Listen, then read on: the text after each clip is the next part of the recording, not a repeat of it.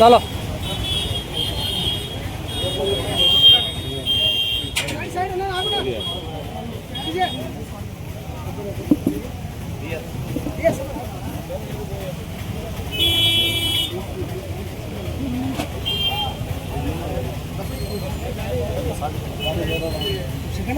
వచ్చారా మీరు ఏమంటే మీరు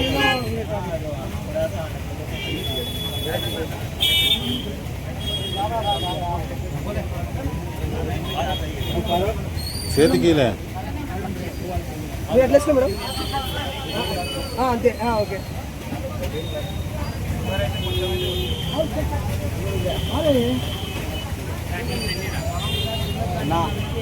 అసలు నిలబడి అసలు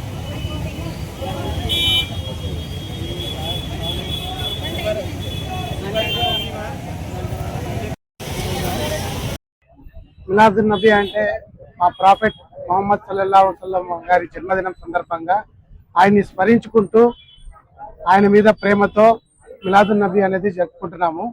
ఈ మొహమ్మద్ సల్లల్లాహు అలైహి వసల్లం గారు మనకు ఆయన తన జీవన శైలి విధానంలో ఏం చెప్పారంటే, ప్రతి ఒక్కరూ కరుణ, దయ, సమానత్వం, శాంతి, తర్వాత ముఖ్యంగా ఓర్పు అనేది ఉండాలని చెప్పారనమాట.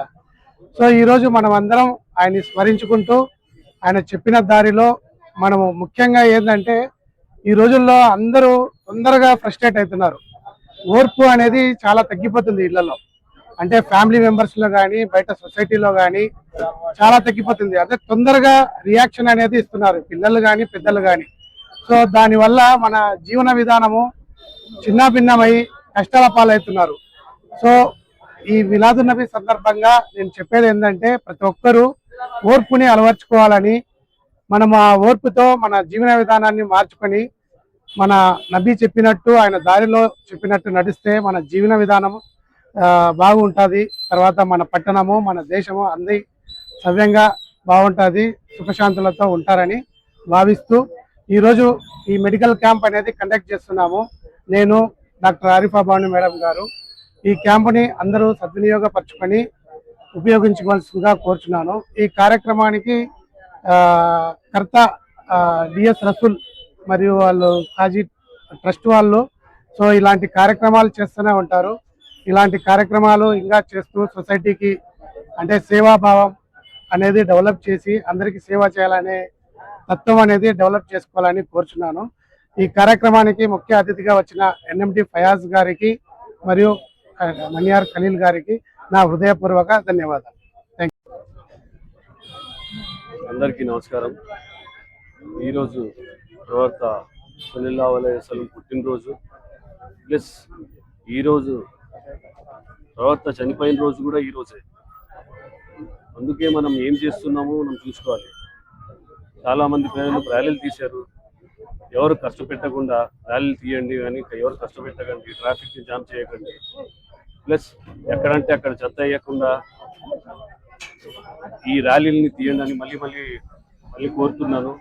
ప్లస్ ఈరోజు మనము ఈ క్యాంపులో ఇలాంటి మంచి పనులు చేయాలి, ప్రవర్తని అందరినీ సాటిస్ఫై చేసే పనులు చేయాలి మనము. అందుకే మళ్ళీ రఫీక్ గారికి మేడం గారికి చాలా కృతజ్ఞతలు ఈ క్యాంప్ పెట్టినందుకు. మనం తెలుసు హెల్త్ ఎంత ఇంపార్టెంటో. చాలా మందికి చూసాము, ఎవరికి డయాబెటిక్ ఉంటారు, బీపీలు వచ్చి ఉంటారు, ఎవరికి తెలియదు. కానీ రెగ్యులర్గా మనం చెక్ చేసుకుంటేనే మనకు తెలుస్తుంది. ఉన్నాయో మా చుట్టాల్లోనే ఒకరు రాత్రి నిద్రలోనే చనిపోయారు. అంటే మనకి వాళ్ళు హెల్త్ వాళ్ళు చెకప్ చేసుకుంటే వాళ్ళకి ఏం ప్రాబ్లమ్స్ ఉంటాయో తెలుస్తాయి. అందుకే ఈ ప్రజలందరినీ కోరుతున్నాను, ఈ ఫ్రీ క్యాంపులు కానీ రెగ్యులర్ వేరే క్యాంపులు కానీ రండి, మీరు హెల్త్ చెకప్ చేసుకోండి, మీకు ఏమున్నాయో ఏం ప్రాబ్లమ్స్ ఉన్నాయో తెలుస్తాయి. మళ్ళీ రఫీక్ గారికి మేడం గారికి చాలా కృతజ్ఞతలు, మమ్మల్ని ఆహ్వానించారు. నమస్కారం.